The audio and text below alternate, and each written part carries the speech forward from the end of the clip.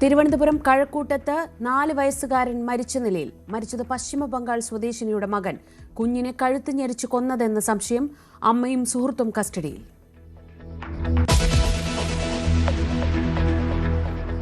ചിറ്റൂരിലെ 6 വയസ്സുകാരന്റെ മരണത്തിൽ ദുരൂഹതയെന്ന ആരോപണം. വീട്ടിൽ നിന്ന് അകലെയുള്ള കുളത്തിൽ സുഹാൻ എത്തിയത് എങ്ങനെയെന്ന് സംശയം. 6 വയസ്സുകാരന് പോകാൻ കഴിയാത്ത വഴിയെന്ന് ബന്ധുക്കൾ. മുങ്ങി മരണമെന്ന് പോസ്റ്റ്മോർട്ടം റിപ്പോർട്ട്.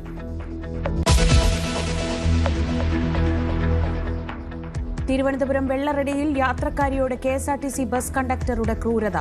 ഗൂഗിൾ പേ വർക്ക് ചെയ്യാത്തതിന് രാത്രിയിൽ പെരുവഴിയിൽ ഇറക്കിവിട്ടു. വീട്ടിലെത്തിയത് 2.5 കിലോമീറ്ററോളം നടന്ന്. ഗതാഗത മന്ത്രിക്ക് പരാതി നൽകി കുന്നത്തുകാൽ സ്വദേശിനി. ഓഫീസ് തർക്കത്തിൽ രാഷ്ട്രീയ വിവാദം കൊഴുക്കുന്നതിനിടെ VK പ്രശാന്തിനെ നേരിട്ട് കണ്ട് R ശ്രീലേഖയുടെ അനുനയ നീക്കം. ഞങ്ങൾ തമ്മിൽ യാതൊരു കുഴപ്പവുമില്ല. ഞങ്ങൾ തമ്മിൽ നിങ്ങൾ ചെറിയ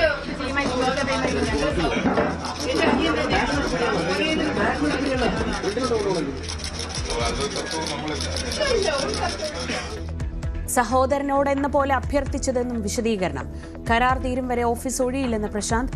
ശ്രീലേഖയ്ക്കെതിരെ വാളെടുത്ത് CPM നേതാക്കൾ.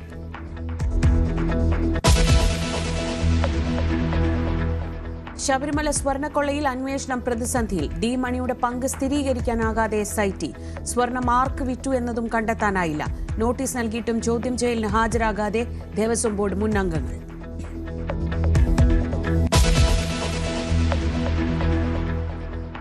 ജനനായകൻ തന്റെ അവസാന സിനിമയെന്ന് ആവർത്തിച്ച് വിജയ്. സിനിമ ഉപേക്ഷിച്ചത് ആരാധകർക്ക് വേണ്ടി. നിയമസഭാ തെരഞ്ഞെടുപ്പിൽ MGRന്റെ ചരിത്രം ആവർത്തിക്കുമെന്നും TVK അധ്യക്ഷൻ.